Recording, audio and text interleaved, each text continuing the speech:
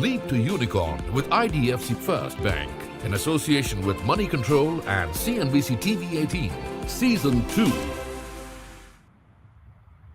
Hello and welcome to Leap to Unicorn with IDFC Bank in association with Moneycontrol and CNBC TV 18. I'm Mridu Bhandari. India's startup ecosystem is abuzz with innovation, and it is building unique ideas that solve for India and solve for the world. But the execution of every incredible startup idea takes capital, mentorship, and networking. That's exactly what Leap to Unicorn offers. In season 2 of the show, we are once again on the lookout for unique startups that have begun their entrepreneurial journeys and have gained initial customer traction. On this special webinar today, we have renowned investors who will, of course, loosen their purse strings for the best ideas that we find later this year. But for today, they will guide us on the key trends that startups must watch out for in 2024. So let's welcome Rohit M.A., Managing Partner of Peer Capital, Amit Kumar, Partner at Aha Ventures Fund, Prem Barthasarthi, Founder and Managing Partner at Pontac, and Mayuresh Raut, Managing Partner at C Fund. Welcome, gentlemen. Thank you so much for joining us here today. We are also joined by a number of early stage startup founders who will be participating in season 2 of Leap to Unicorn. Welcome, founders. Remember, registrations are closing on 29th February 2024, so apply soon if you haven't done so already. And as a prerequisite, you can only apply if you are registered with DPIIT. Now, this webinar is your opportunity to pick the brains of our eminent investors and find out how you can bring them onto your cap table.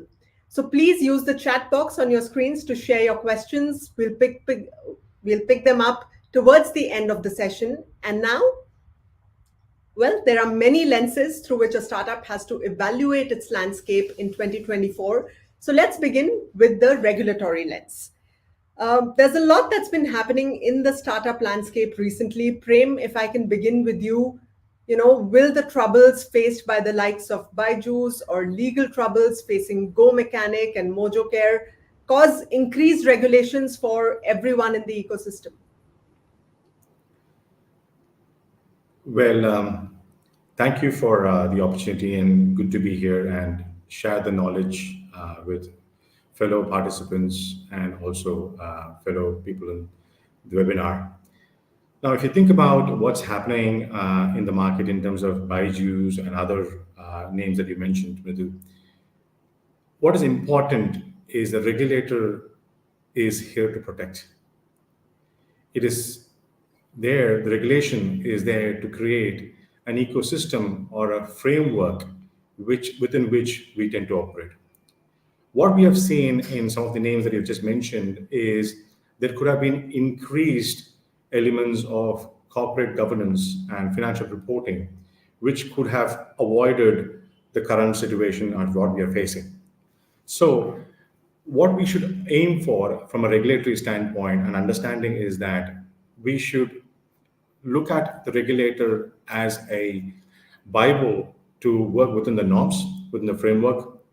We should look to have increased transparency in terms of reporting to our own investors and also our own employees and also our customers.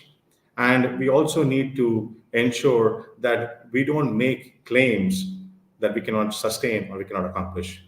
And the regulator is imperative for the regulator to ensure that all these three parameters are taken into account for the running of any business.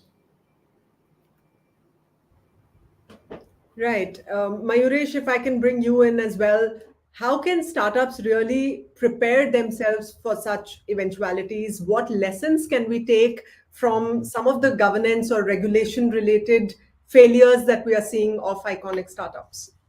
I think one thing founders have to realize that you cannot run any enterprise in any ecosystem without having due rigor on ethics, the laws, and avoiding malpractices. I mean, you should definitely press the pedal on execution, product build out. But when it comes to compliance, it should be by the book. No fail quick, fail fast works here. a few things. I mean, this is a cultural thing, right? It has to start right at the top. It has to flow down at all levels on the importance of ethical practices, data integrity.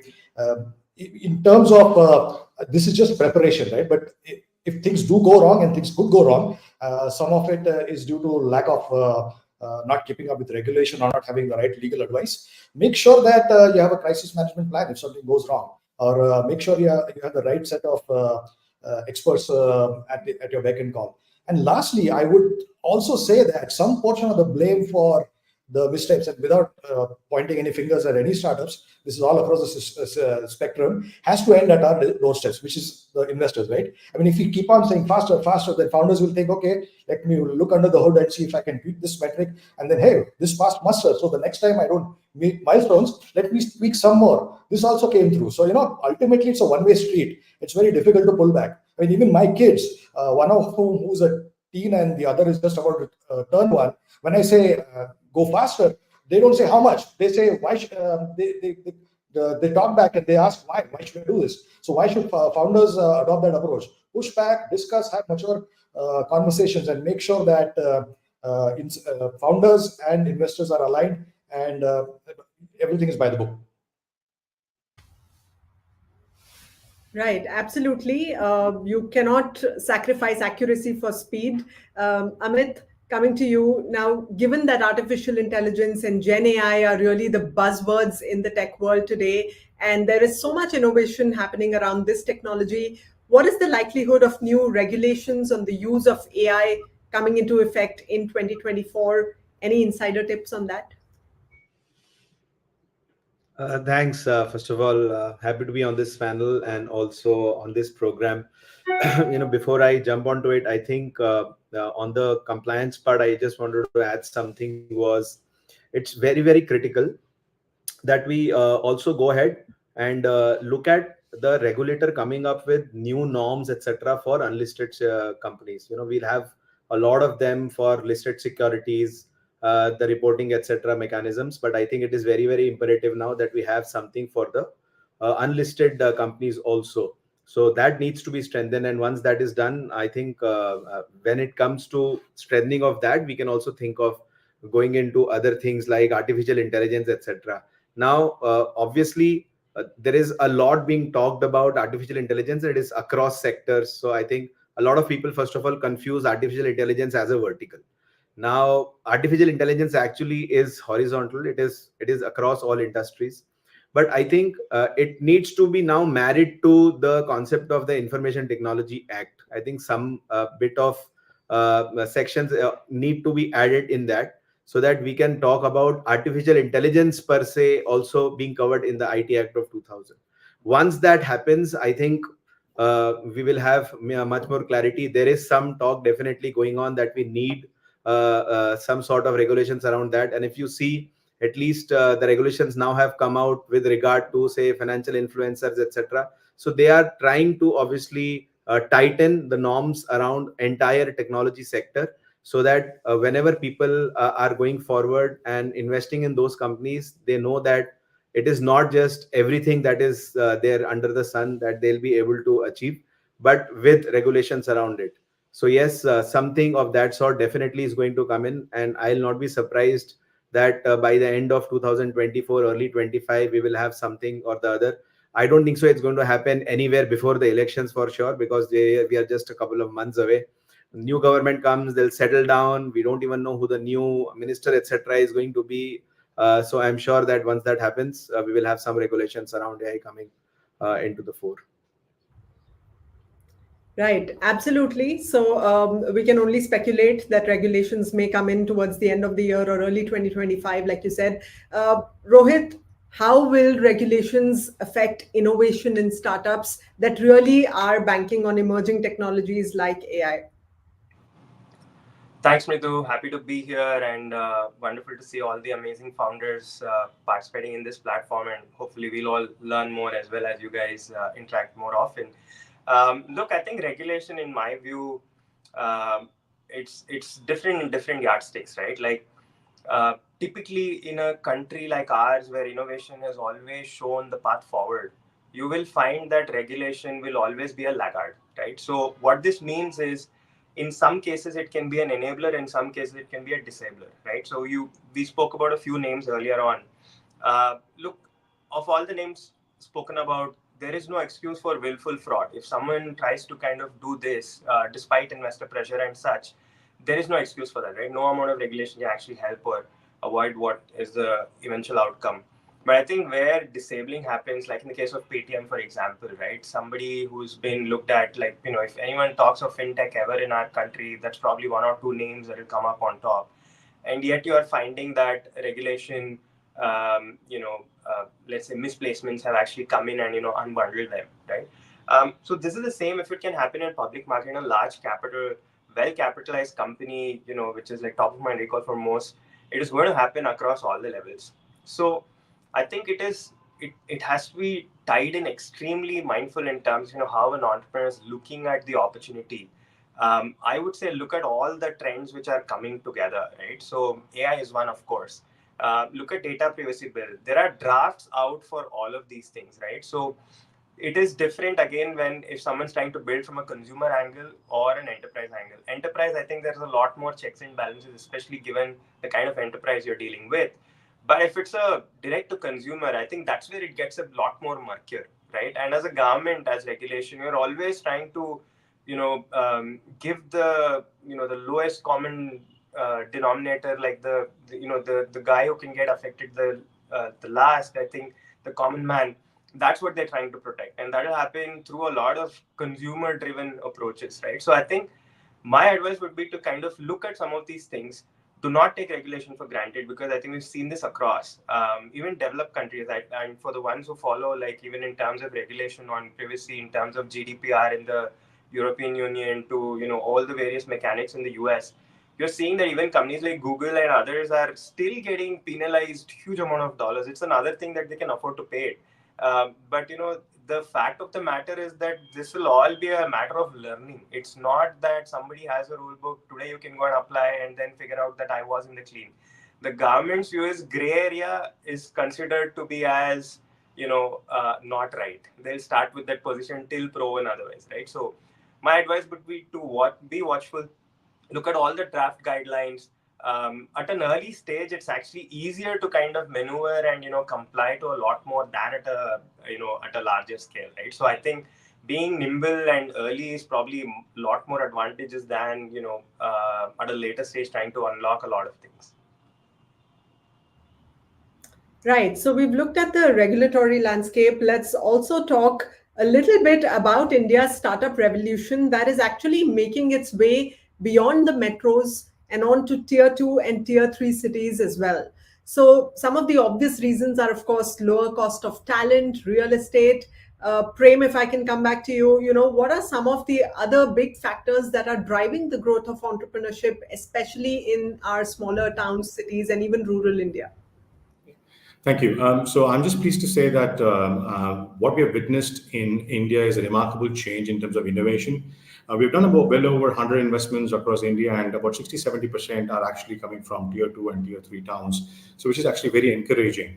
The reason, as you did mention, obviously talent pool and low cost resources, but most importantly, what we are seeing is a mind shift change in the ability of people who are graduating or also experienced personnel to start thinking as to whether they want to land in a job on a continuous basis or they want to kind of create a land of jobs. So this is a cultural change that we have witnessed, and also what was urged earlier, what we witnessed in terms of family pressures as to shy away from getting into an entrepreneurship angle. What we are seeing is that the parents and the society is taking pride in the respective entrepreneur taking a leap of faith and trying to deliver some purpose and through their own technological innovation. So that is something that we have also seen. But this is all catalyzed by the underlying communication, connectivity, digital public infrastructure, and also resources and talent pool that you have witnessed. In addition to that, what is also we have seen is a lot of policies that are being implemented by the government of India, which is also percolating into various parts of India, and which grants and other kind of subsidies being provided to people at work and also people who just graduated, which is again being very welcome, and people are taking advantage of that. And the kind of innovations that we are seeing, as you did say earlier, Midhu, is these are not just innovations which are just homegrown for the home, but it's actually homegrown but for the world. I'm very pleased to see that happening. Indeed, absolutely. Well, Mayuresh, what's your thought? How will the rise of entrepreneurs and innovators in small towns and cities of India really impact our overall startup ecosystem? I think shows like yours and the other one that has more entertainment and a little bit of business have spread the word far and wide, right?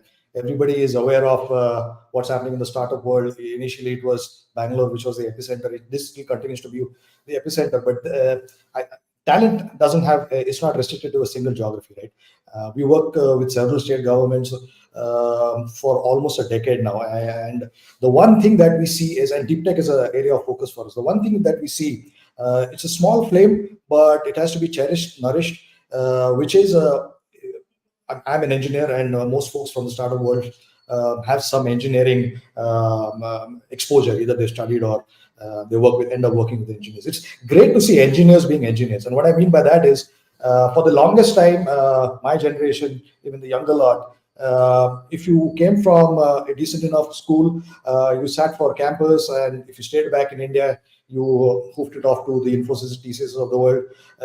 If you went to the US, then you did your masters and ended up working in the Valley. What's changing now is most folks, it's obviously extremely evident in our institutes of national prominence, which are the IITs, the IICs, but even institutes several tiers below. People are building and solving real world problems, building things with hands. I mean, we as a culture haven't been too known for getting our hands dirty, unlike the US, right? I mean, it's very common to have your work colleague putting together a hot rod in his house. I mean, you see that. I mean, a couple of months back, as part of the Beyond Bengaluru initiative that our home government, the Karnataka government runs, we were in a small town called Mandya, which is like we were in Mysore, but we ran into a group of students, three girls, one boy, and they came from college in a small place called Mandya, which is between Bangalore and Mysore, and they. And again, it goes back to we have to solve local problems, and it won't be anybody else other than Indian founders. So they came from a family of coffee planters, and they could see day in and day out their brothers, their elder siblings, their parents going out and doing this backbreaking work, which is plucking coffee seeds from coffee plants. And these guys put their heads together, thinking, hey, we got to alleviate this personal pain our family faces. Let's put together a contraption that automates some of this coffee plucking process. And lo and behold, three girls, one boy, three girls, it's ranging from second and third year. And the boy was their senior, came across with a product that could start small and go up to end up being big. I mean, now, are all these going to be venture fundable businesses? Probably not, but you have to start small, and this could well be how we could have our next set of unicorns coming from tier 2, tier 3, tier 4 cities. Right, absolutely. What an incredible story. Rohit, you want to add to that any interesting examples of what you've seen emerge from tier 2 or tier 3 towns? Yeah, absolutely, Mridu. So I think I'm just taking a couple of pointers from what Myresh and Prem mentioned a little earlier. Look, one thing that has changed, and I've been an entrepreneur all my life. Started my first business when I was 18 in 1999. More on a whim to say that, look, I want to understand how businesses are run. From then to now, one thing which has happened is, obviously, I think entrepreneurship has become mainstream, right? Exactly like Myresh mentioned, shows like this have started putting the spotlight on saying that, hey, it's good to try. Our country has become entrepreneurial, right? Like UPI, the FinStack being exported to multiple countries over.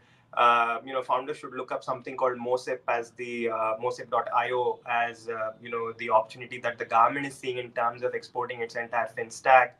Uh, this is like a unprecedented sort of time to be in. At the same time, you know, have there been lack of entrepreneurship in some of these other towns? I'd actually think that they were always there, but I think the spotlight was missing. I was much like what Myrish mentioned. I was also in a recent small town, not as small as Mandya, but in Mangalore, in Karnataka, and I met a fair few number of founders who's quietly sitting, and they have a ARR business of about $100 million, sitting from there and servicing clients across the US and Europe, not raise a single rupee, know how to run a business which has like proper profitability and so on, right? And quietly going about building their businesses, right? So I think it's also about saying that, hey, like Myrish mentioned, is there something that everything has to be venturable, or is there an opportunity to actually go build some of these things? Now, what can the spotlight help? Spotlight can help bring a lot of talent that we can also help move a lot of people back to their hometowns, have a better home life, work life balance, to be able to kind of do a lot more with their time. And I know a lot of entrepreneurs who are building from small towns like Udupi, which is again close to Mangalore, but building great products that a lot of us are using across the country and globally as well. How do you kind of nurture some of these things? So I think shows like this, I think talking about it more mainstream, I think having a lot more avenues to kind of come and collaborate together, I think is what is needed. Otherwise everyone was honestly quietly going about building their own sort of things, right? And why did Bangalore become mainstream? Possibly because of Infosys, that services export started, a lot of people left. Risk appetite, I think, changed a lot faster in Bangalore than most other places, right? And that followed with the entire asset class of what we represent today. That we've all VC as an asset class in our country has been little more than a decade now, right? So it's still very young, that we are all trying to find what's the India model that will actually fit, right? So tier 2, tier 3, they will actually come about and actually start claiming their fame pretty soon with the kind of talent and access there is, because with the advent of technology, internet costs being what they are, talent being remote, and one thing that the pandemic did help establish is that you can actually do this remotely, right? So I think we're in a great position to kind of do a lot more things from here on. Right, absolutely. We are in a great position to do a lot more, but what more needs to be done? Amit, if I can come to you, of course, everyone in the ecosystem has a role to play. But when it comes to growth of innovation and entrepreneurship in small towns and small cities of India, what is it that we can collectively do? And I know that at Network 18, as the media, we take this very seriously, and we take this responsibility of bringing out stories of talent, of innovation, inspirational ideas, startup ideas. Leap to Unicorn is one of those initiatives that we carry, and we have many more across the network. But collectively, as a nation, what can we do to really catalyze growth in small towns and cities of India? Oh, Mridu, thank you. I think very interestingly, what we have seen, it's the shows like this are there, and I really appreciate the views of Prem and Mayuresh both. But I think as ecosystem, when it comes to people like us who are also getting into investing very early stage businesses, because our check sizes are smaller, and I always say that it's important to give them that initial impetus, those wings to really start flying or learn how to fly. I think that is something which needs to be figured out. Whenever you talk to early stage investors, they're always talking about one, maybe going to the bigger cities, whether it is Bangalore or say NCR or Bombay, where we are based. But I think it is very critical to note that the real Bharat, as we know, is in the tier 2, tier 3 towns, and they are actually trying to solve problems which sometimes people staying in metros may not even be aware of. I think that is very, very critical, and that is why we need to support them. Now we have a lot of incubators, straight run incubators that are there. Well, these companies or these startups can go to these incubators and register themselves. If they get selected, great.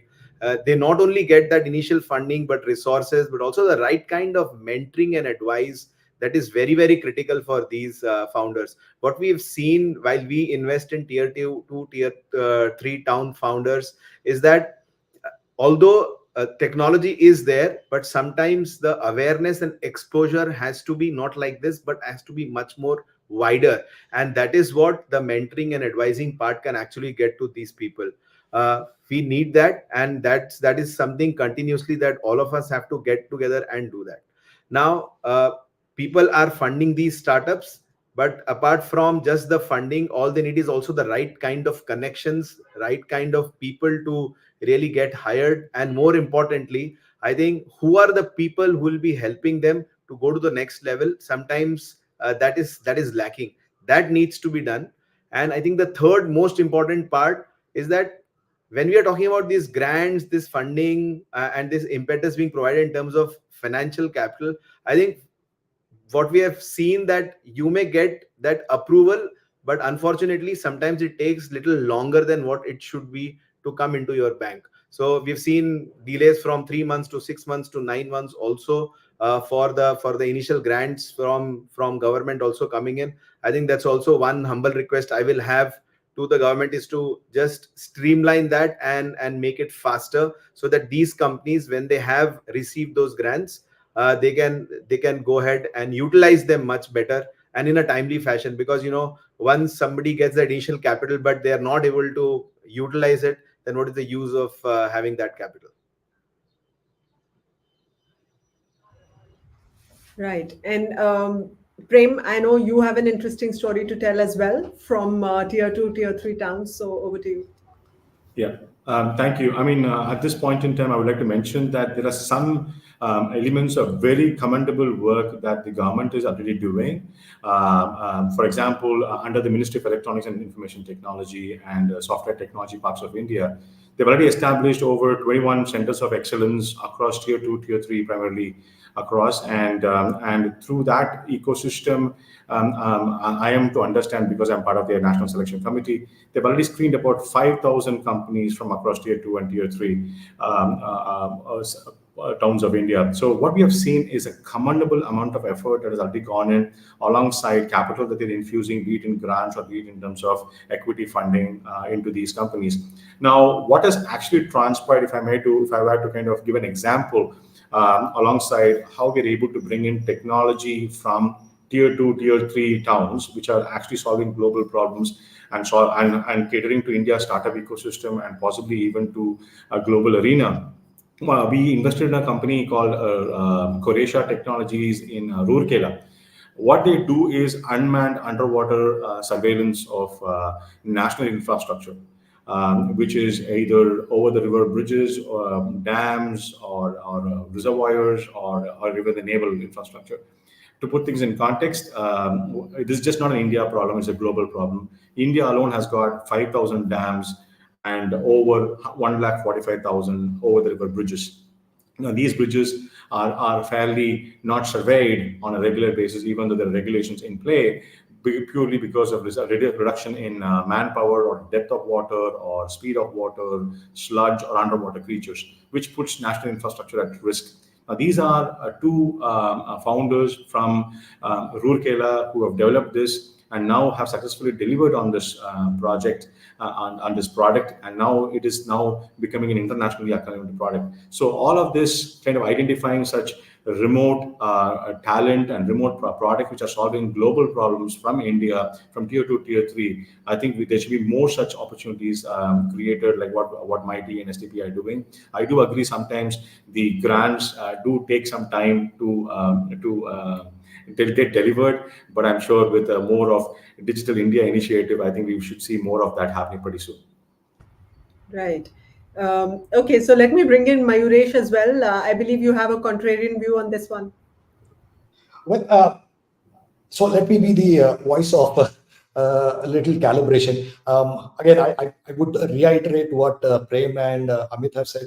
We've come across several instances where folks get these grants and the money doesn't reach them on time, and then obviously we can't even get them to our programs that we sit on as part of investment committees, because there's a limit as to how much they can avail from these government entities, right? So all our humble request, Indian government is doing yeoman service to the startups about startups. So, but business doesn't stop, and you can't stop because there is election and the money can't reach. Right?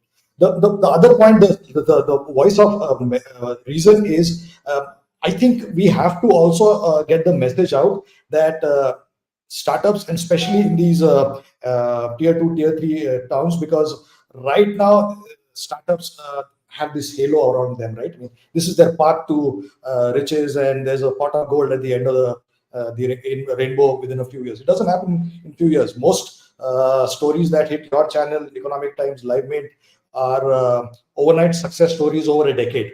They don't happen overnight.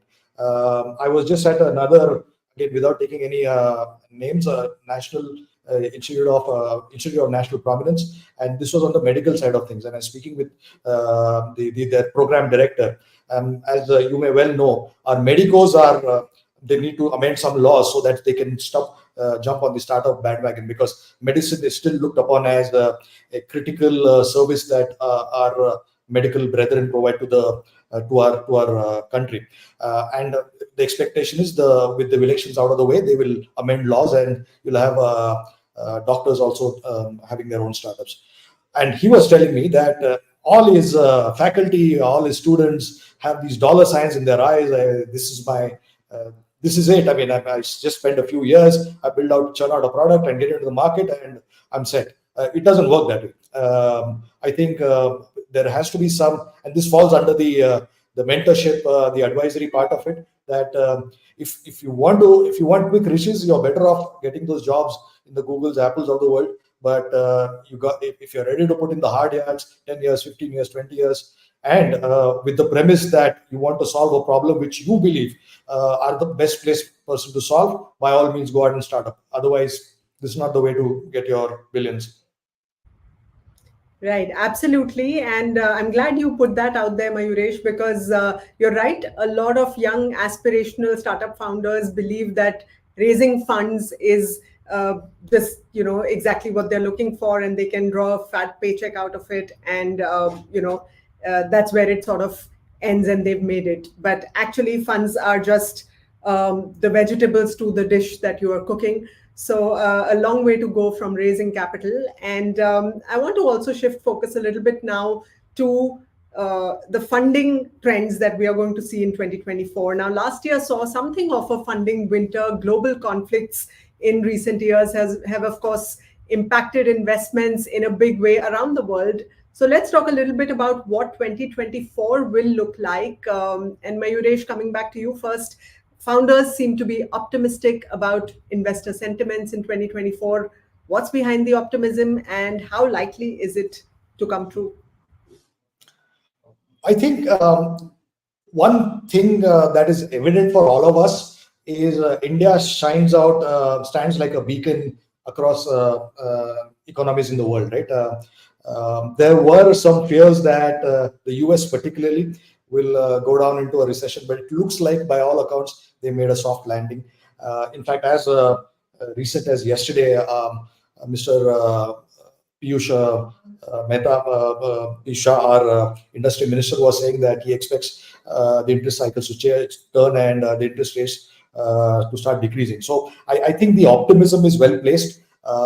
What usually happens is, if the public markets are doing very well, one is obviously people are awash with money. The bigger factor is the sentiment is very positive, right? And savvy investors do realize that it's best to take off money at the peak of any asset class and start portfolio diversification. So the expectation is individuals, HNIs, family offices will start. They've waited and watched long enough. There were several other events that India is going to face. Elections, as Amit and Rohit mentioned, is one big milestone. But by all accounts, it seems like there'll be a continuation of policy. New capital pools have emerged, right? I mean, the ones that I mentioned. There is a huge push from the government to start knocking off each item that we have in terms of our biggest outflow inflows of dollars, right? Energy, electronics, defense. And the expectation is a lot of these startups will start benefiting out of these schemes. PLI is another scheme that the government is throwing its weight behind. Additionally, funds like us, and even more bigger guys like guys bigger than us have raised billions, right? Dry powder is not a problem. It's just that all the filters which came down during the pandemic, where deals were cut across a conversation like this, which was an anomaly. This is not how usually the real world functions. The timelines in making deals have obviously increased. So the so-called winter is because funds like us are cutting lesser deals. But angel networks, I know Amit has a leg in both arenas, but the networks are doing their tens of deals a week. There are other syndicates, there are other angel investors who are doing that. But having said that, I would still say that please temper this optimism with caution, because it will not be business as it was when we had zero interest rates or thereabouts. That was again an exception in the last 400-500 years of economic history. That's not going to happen in a hurry. So all the filters about regulation, about compliance, about making sure that you grow into your valuations, about the craziness that we had, that startups were going out and raising rounds every 3 months, 6 months. All that is not going to happen. Investors are going to be extremely diligent. Due diligence is going to be taken the due attention that it requires, and there is going to be a huge focus on at least a road to profitability. Nobody expects you to have a profitable venture right away, but at least unit economic viability has to be demonstrated if you expect to snag good investors. Right. Prem, what kind of strategies should startups participating in Leap to Unicorn Season 2 really apply to get the best value out of the funds that they win? Assuming, of course, that investors will have some loser purse strings this year. I think the best value can only be derived by the right value proposition. So if you have a value proposition that you're delivering into, just make sure it helps. It helps us create a sustainable business. To put things in context, if you are into a B2B or a B2B2C business, make sure that your value proposition is either increasing the revenue or decreasing the cost of your immediate client. Because at the end of the day, the difference between the revenue and the cost is the profit, which is what they're answerable to their own shareholders. Ensure that, number one, you cater to either or both in your propositions. Number one. Number two is ensure that there's a significant market in terms of addressable market for you to be able to fill into in that space. And three, establish which part of the value chain of your end client, whichever sector you are filling in, to be able to help them either with the revenue or the cost. And most importantly, last but not the least, ensure whether you're either solving a problem across the value chain of your end client or becoming a complement to an existing solution. I mean, neither are right or neither are wrong. The reason being is that at the end of the day, that accelerates your own proposition along with the go-to-market strategies. So once you have established all of these and shy away from valuation, not saying that you should be undercutting yourself, but focusing on value proposition, taking into consideration these four parameters, I think there are enough people in this room and also outside with enough of capital to be able to support you guys. Right. Okay. Amit, coming to you then, as an investor, what's your top ask from an early stage startup? What are you really looking for? And let's look at the early stage startups that will be applying or have applied to Leap to Unicorn. So early stage startups that have a minimum viable product, have done some customer testing and have seen some initial traction. What would be your ask as an investor from them at this point?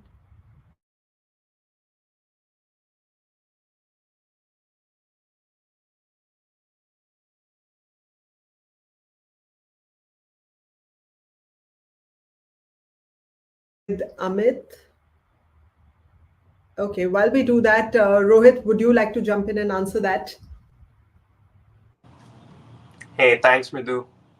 Okay, I don't know. Okay, let me try and take that. So I think, not just as part of the show, but I think anything that we would love to kind of look at in terms of being able to back entrepreneurs is, I think the most important aspect is clarity of thought. For us, I think it is very important to demonstrate the why versus the how. The how is something which can actually start becoming a little bit more saner as you kind of go and build. But the why has to be extremely clear. And again, like what Prem mentioned and what Myresh mentioned a little earlier, I think it's very important to understand why is he or she kind of going about to build some of these things, right? So I think that clarity of thought needs to be demonstrated. It's not to say that you can't pivot after, but I think the entire aspect is that someone's given this a real good thought, and not just about the fact to say, look, let me go try and see if this has any veracity at all, right? So which is where I think trying to find the product market fit, trying to find that, how you can actually build a scalable proposition, I think is the most important. I think the fellow panelists already mentioned, but I think most entrepreneurs should remember that venture capital should only be looked at as a catalyst. It cannot be looked at something as the sustenance plan. It's harder to kind of deliver to something like this, but that's how good businesses will get built, by saying that, look, I need this at a particular period in time to kind of go put that whole moat in place, right? And I'm going to do that with this capital by either the tech or the team and such, right? But it cannot be the only reason for existence, and we've seen that enough already in the short uh, duration of this asset class and founders that we've all kind of looked up to, that this can become very, very difficult as you start kind of figuring out what's the real business model. So I think the ability to demonstrate this very early on, ability to kind of go after markets which are possibly even beachheads, right? Like if you're creating a specific category, there is always value ascribed differently for disruption as against efficiency, right? So you need to clearly understand where are you coming from, and most important is the founder market fit, as to why is it the founding team. It need not just be the single individual, but the founding team, as to what is their right to win, I think also needs to be kind of really, it has to come out thick and clear. And I'm not saying that you can't try and focus to build something which is not in your specific industry or what you've been part of, but to say that even if you have to demonstrate what is that insight that what is that itch that you want to scratch, right? I think some of these things have to be clear. And look, at least for us, we know that all the various sort of scenarios possible in terms of Excel and all of that, it's as big as anybody's imagination. So for us, we have to still determine basis some fuzzy logic, but the idea should be that this why has to be extremely demonstrable. Okay, so well said there. Well, purpose-driven entrepreneurship is what Rohit is looking for. Amit, coming to you as an investor, what are you really looking for? What makes you go and say that I'm going to invest in this company or this founder? Thanks, Mridhu. I think quite a few has been covered, whether it is value creation, whether it's a product being made, which there is a product market fit. It's not a product that you should be making for yourself, but for the market. I think it is very, very important. And I think it is clearly something that people should understand, that like venture capital is something that you need to go ahead and maybe raise money later on. But most of the times what we have seen is people are undermining or underrating something called as the financial numbers. I think I'm going to be very, very keen on seeing how do they present their numbers, what kind of numbers are they planning to achieve, how are they going to manage their cash flows, etc. Because what we've been seeing in the last 2 years is very, very different. So if somebody is demonstrating, apart from what all the panelists have said, is the panache for numbers, I think that is something that is very, very critical. When a founder comes around and tells me that I know the business model, and your presentation is good, I know the product market fit, the GTM, etc., but I'm not so good with finance, it actually scares me quite a bit. The reason is because we are definitely not in love with your business or you, but we are in love with the returns that we're going to be getting over a period of time for ourselves and our investors. So if somebody can show me that by investing $100 I'm going to be getting a 500 or 1,000 rupees, I think that's something I will be very, very interested in seeing. I think that's very, very critical for me in terms of people being good with finance, and sometimes that gets really, really ignored from the founder's perspective. Yes, absolutely. And I love how you candidly put it out there. It's obvious, but that not many investors candidly put it out there that we are here for our returns. Ace those numbers. And Prem, what are some of the macroeconomic factors that startups really need to look out for, which might impact funding prospects for them this year in particular? One of the major macroeconomic factors is elections, not just in India, but there was a Bloomberg study. I think it's more than 50 countries are undergoing elections this year.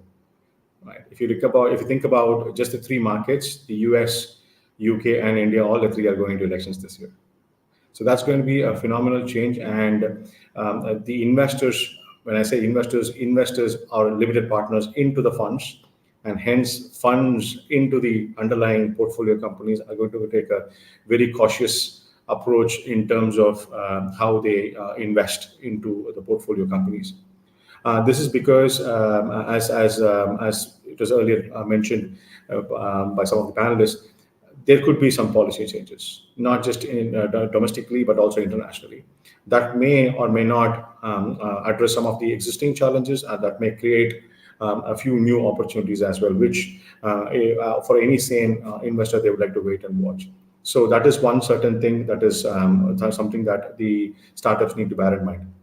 Number two is what we have witnessed in the last 2-3 years in terms of macroeconomic factors, which some of which has been touched upon, which is what we had is a substantial pool of capital, and hence a lot of frothiness in terms of valuation in the market, especially in the Indian economy, where in the first 15-20 years of venture capital being here, I mean, the total of value was only about $10-15 billion, whereas in the last 2-3 years or more, we have seen close to about $45-50 billion coming in. That number is probably going to diminish, and before it sees at a different point in time, the same kind of numbers coming in. So the capital, as much as it's out there in terms of dry powder, it is only going to be backed into those kind of companies which are demonstrating value proposition, which are demonstrating corporate governance, financial transparency, and most importantly, looking to very clearly demonstrate profitability, if not immediately in the next 24 to 36 months. Right, absolutely. Well, Prem, if you, Mayuresh, if you want to add on to that, go ahead. I think the other factor that founders should always have a 30,000 level view of what's happening and what is going to affect their business. At the same time, they should have their nose to the grindstone and do what they are best at. Other than the points that were mentioned, another factor that could really swing the pendulum either way is geopolitics, right? There's a whole lot of conflicts that are going on in the world, and that has an effect on supply chains, that has an effect on commodity prices, and as a result, it has an interest on interest rate cycles. But for all practical purposes, it looks like in the last, if you were to take the arc of history over the last 200 years, India finds itself in a sweet spot. Some of the decisions that our government has taken lends credence to India playing both the China card, the China +1 card, as well as the democratic alliances really well. So whichever conflict, especially the ones in Ukraine, the ones in the UAE, and the closing of China by itself to the world, I think should play in the hands of India being a bedrock of core technologies, semiconductors, defense, electronics. I mean, we're already seeing that India zoomed from sub-$1 billion to $20 or $25 billion of exports in cell phones. I mean, who would have imagined that 4 or 5 years back? Our Prime Minister is on record saying that he wants India to be the drone capital of the world. We have a portfolio company that is working with state governments in Odisha, in Arunachal Pradesh. And I mean, if I were to look back at in 2018, I would have laughed at myself thinking that I would have 5 investments out of my new fund in deep tech. So, I mean, as long as you make sure that your businesses are ring fenced, and you can take advantage of whatever tailwinds come your way. There are enough and more headwinds that are going to cause disruptions anyway. But make sure that whenever you have any tailwinds, ride the tailwind as far as possible. All right, sound advice there, and hopefully India's sweet spot will continue. Well, Amit, coming to you, I know you want to add on to that, but also I'm going to throw an audience question at you from Reema Rahim, and she asks that it would be great if the speakers could list out the industries that they might be interested in future. So in 2024, any favorite sectors that you're going to be investing in? Yeah, thanks, Midhu.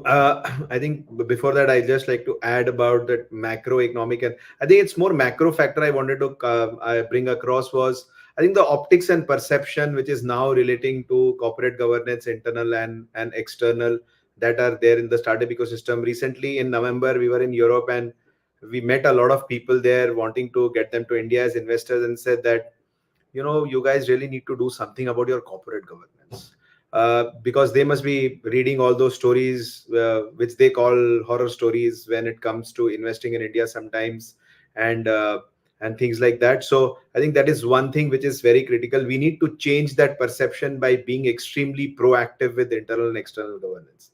Now, coming to sectors in 2024, whether our favorite and I can speak on behalf of the industry when it comes to, because I keep on interacting with a lot of people. I think fintech remains, the hot favorite of people. And when I say fintech, does not mean payments, etc., or wallets, etc., but it is more to do with lending. That too, especially to the small and medium businesses. The reason is that is still an underpenetrated market for sure, and there's a lot to be done there, and they are the backbone of our economy. So lending is one part where fintech is going to play a major part.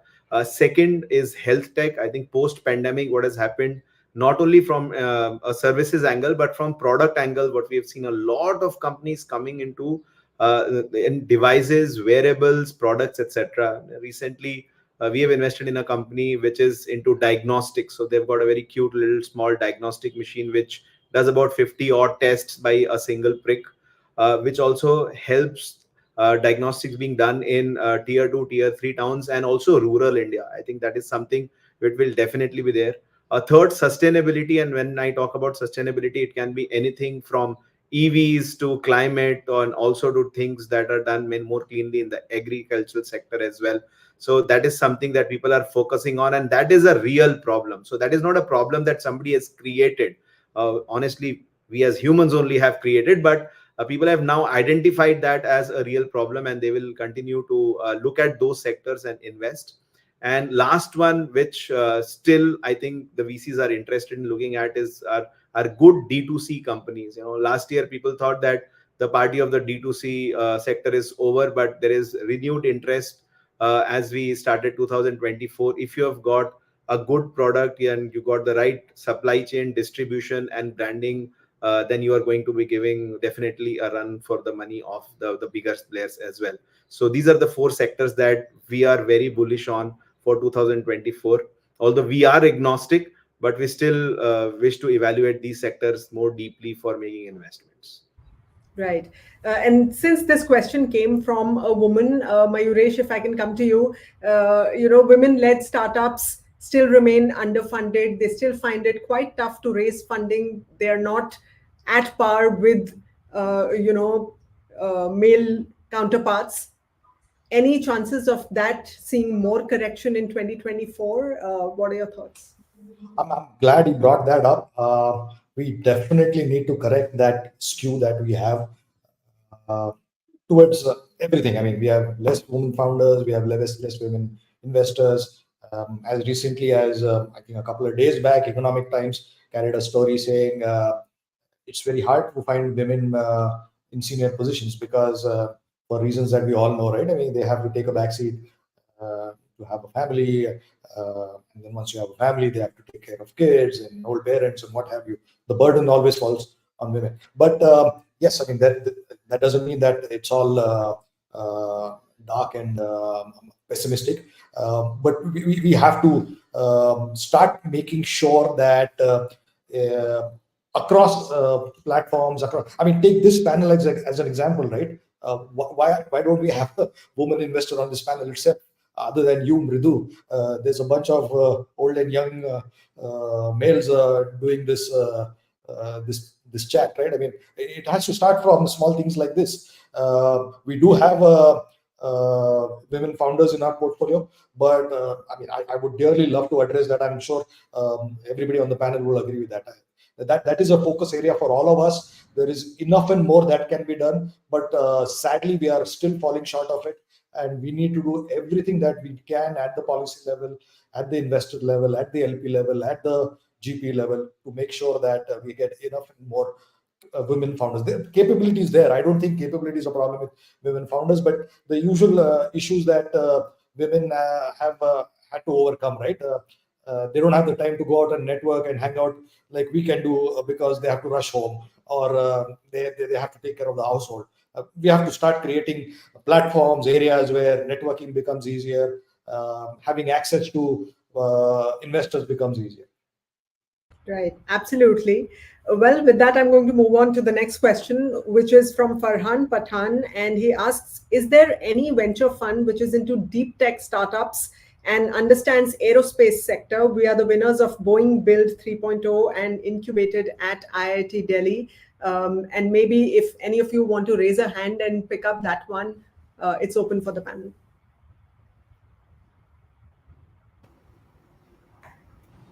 Yes, go ahead, Prem. Yes, we do invest in deep tech startups. We do invest in companies in the aerotech space as well. We have done something around aircraft turnaround in the earlier, but we do have strong connections both domestically and internationally in terms of taking these companies, investing in these companies, and taking them and partnering with other aerospace players as well. So happy to chat.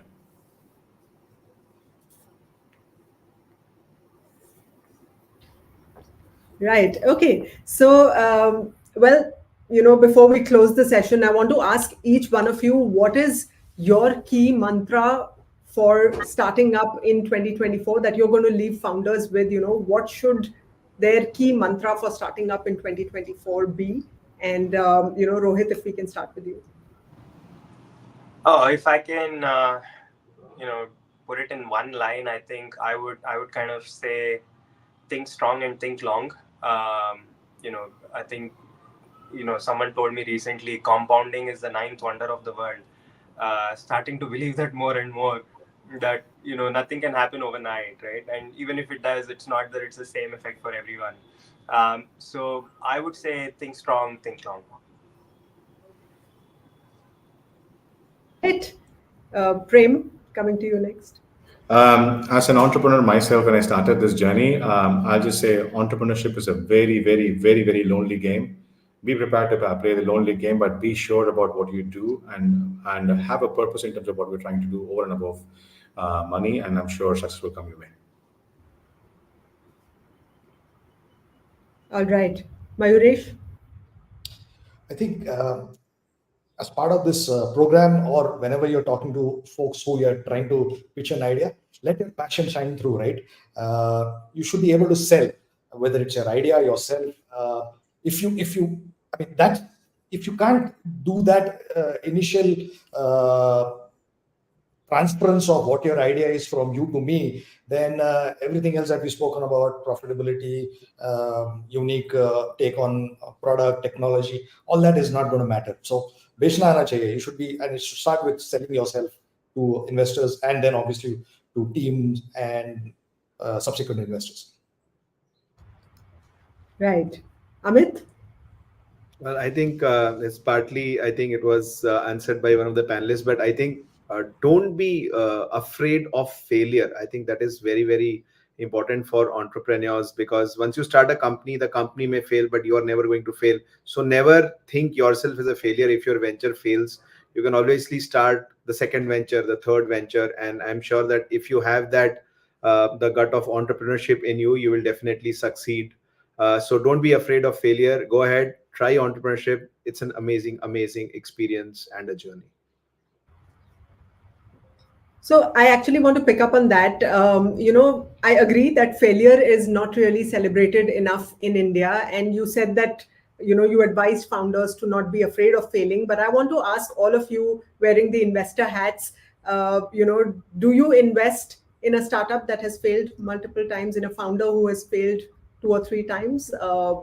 What's your reaction? Or do you have higher faith in them that now that they have failed 3 times, I think the fourth one is going to be a hit out of the park? Prem, if I can start with you. I think I would say it's a learning curve as opposed to failure. It's a learning.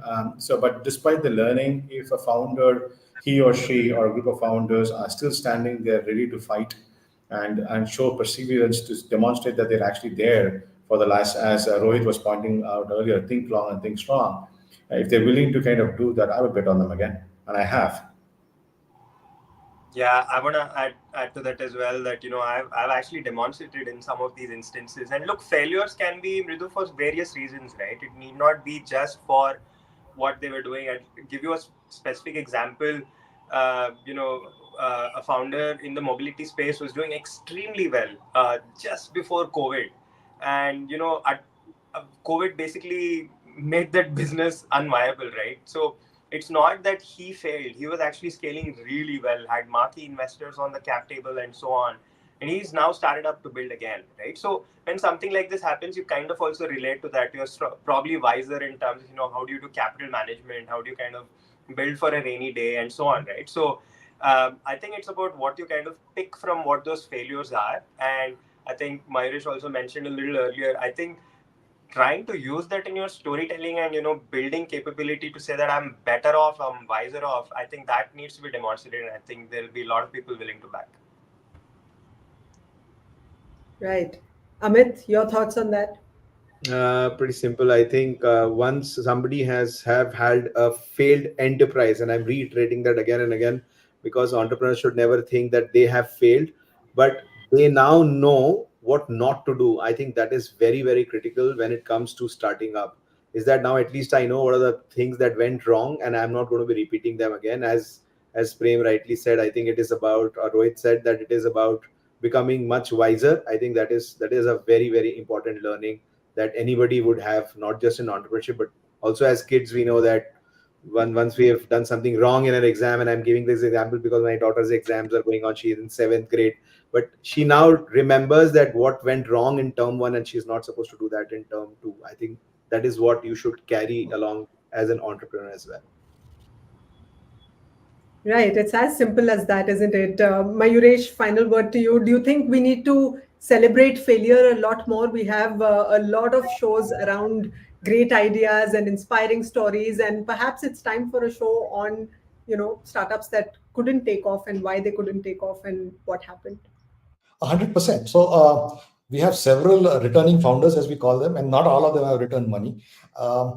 Somehow, if you go out and speak to a founder and ask him, should we celebrate failure? He'll say celebration and failure, they don't quite sit well in the same sentence. But I do get the sentiment, right? We should speak more about failure. We should speak more about what are the consequences of failure.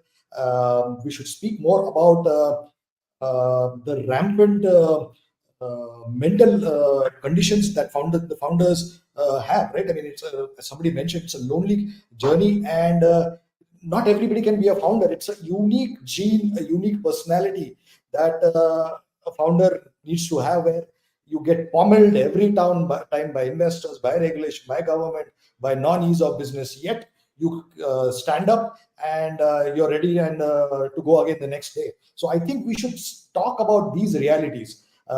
We should definitely kind of calibrate just the success stories. We should also speak a lot more about. I mean, we have this veteran founder, Mr. He's almost the godfather of retail. I forget his name. He predates Flipkart and all of everybody. He's our original e-com founder, but we should speak more about him, Mr. Vaitishwaran, if I remember correctly.